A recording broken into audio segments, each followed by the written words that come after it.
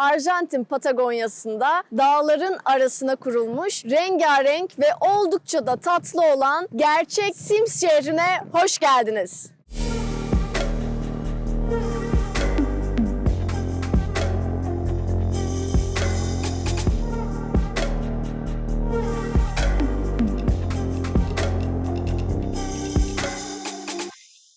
Bugün Arjantin'in El Chalten kasabasındayız. El Chalten, Arjantin'de küçük bir dağ kasabası ve açıkçası biz bu kasabaya geldiğimiz andan itibaren ilkokul yıllarıma geri döndüm. Neden? Çünkü burası sanki bir Sims oyunundan fırlamış gibi görünüyor. Durum böyle olunca biz de bu tatlı kasabayı sizlerle paylaşmak istedik. Yani bugün ne yapıyoruz? Bugün hep birlikte El Chalten kasabasını keşfediyoruz.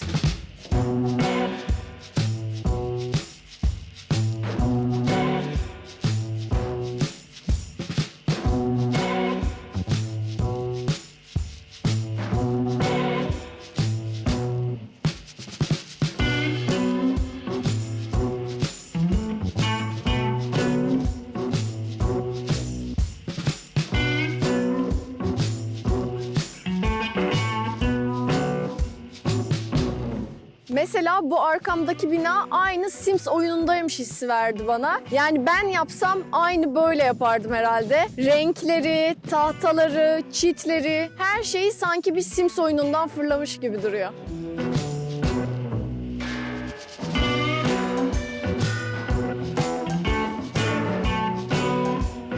Sims oyunuyla benim ilk tanışma dönemim ilkokul yıllarım olmuştu. Tabii o zamanlar evimize yeni bilgisayar gelmişti. Benim de ortaokul.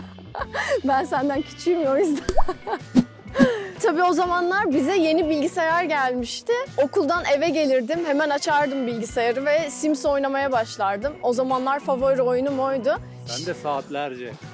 Saatlerce mi oynuyordun sen? Evet. Ben o kadar saatlerce oynadığımı hatırlamıyorum da bayağı oynardım. Hatta böyle sabahları erkenden uyanırdım. Hemen otururdum yine bilgisayarın başına. Sims oynardım. Sims ve Age of Empires.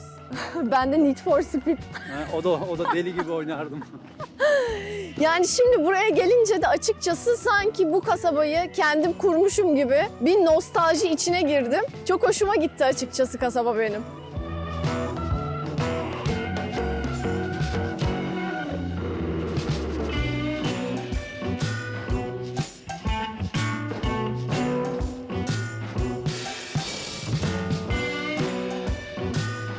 Bu arada biz buraya geleli aslında 2 gün oldu ama 2 gündür öyle bir rüzgar vardı ki yani arabadan dışarı adımımızı atamadık. Yine arabanın içindeydik. Hani dışarıda kendimiz duramıyoruz. Hatta araba uçacak diye bile korktum. Bugün birazcık rüzgar azalınca biz de dışarı çıktık ve şimdi biz de kasabayı aslında ilk kez geziyoruz şu anda.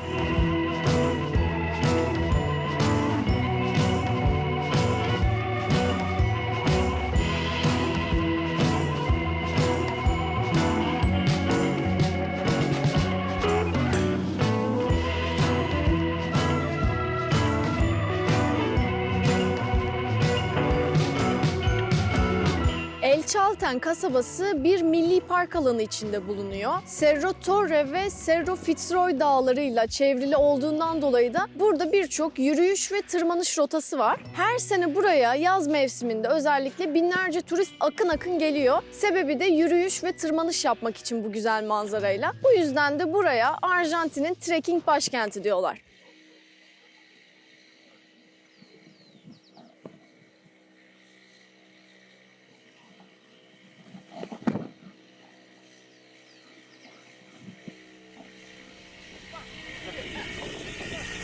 Hola.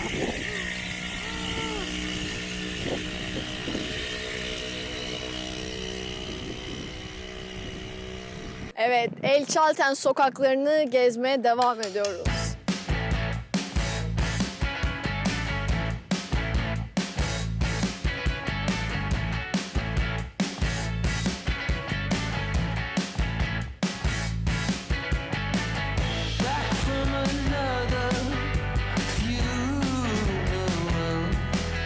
Bu arada El Chalten dumanlı dağlar anlamına geliyormuş. Eskiden bu bölgede yaşayan yerli halk Fitzroy Dağı'na El Chalten dermiş. Çünkü Fitzroy'un bir yanardağ olduğunu düşünürlermiş ve üstündeki bulutları da onun tüten dumanı zannederlermiş. Bu yüzden de buradaki kasabayı kurduktan sonra bu kasabanın ismine El Chalten demişler.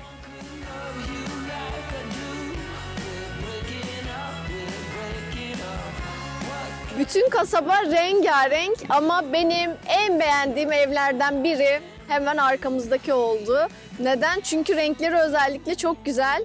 Pembe ve yeşilin uyumu burada harika görünüyor. Şimdi yolda Sercan bir tane top buldu ve çok sevindi. Sahipsiz bir top. Dedik ki bunu alalım arabaya koyalım, belki ara sıra oynarız. Geliyor musun?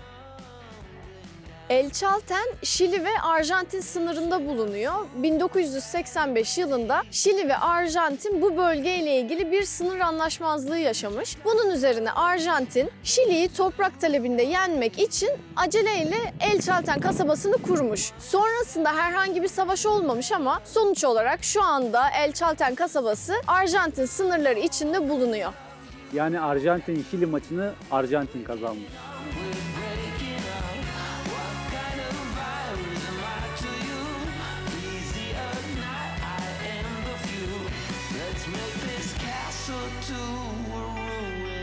Bu kasaba Güney Patagonya buz bölgesinde bulunduğundan dolayı özellikle kış mevsimi burada çok soğuk, karlı ve fırtınalı geçiyormuş. O yüzden de genelde burası yazları çok popüler ve turizm kasabası daha çok. Şu an yazın ortasındayız sayılır burada ama hava 10 derece ve aşırı rüzgarlı. Aşırı rüzgarlı. Zaten burada yaz mevsiminde hava sıcaklığı en fazla 18 derece oluyormuş. Burada yaşayan insan sayısı da sürekli burada kalan 350 kişi. Yani bu güzel şehirde sadece 350 kişi sürekli yaşıyormuş. Toplam nüfusu ise 1800 müydü? Evet, yaklaşık 1600 ile 1800 arasıymış toplam nüfusu. Onun dışında sürekli kalıcı olan nüfus düşünsenize ne kadar az. Yalnızca 350 kişi civarında. Buraya kışın gelmek var. Kışın da her yer karla kaplı oluyormuş burada. Düşünsene. Pek bana göre değil.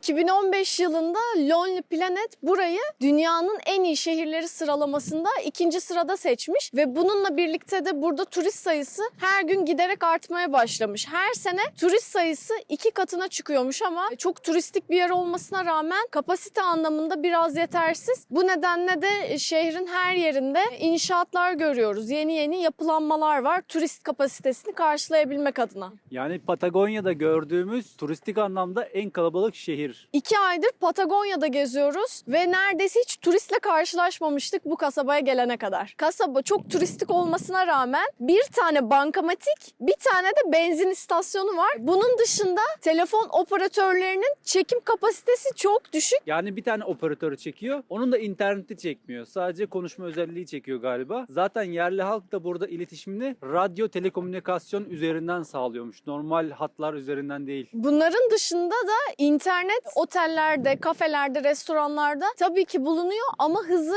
çok yavaş. 100 kilobit civarında.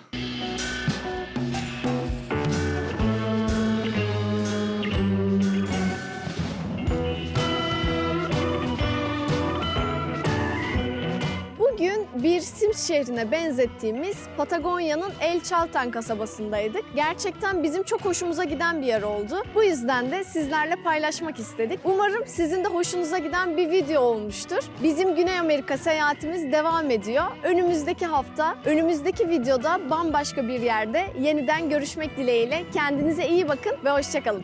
Hoşçakalın.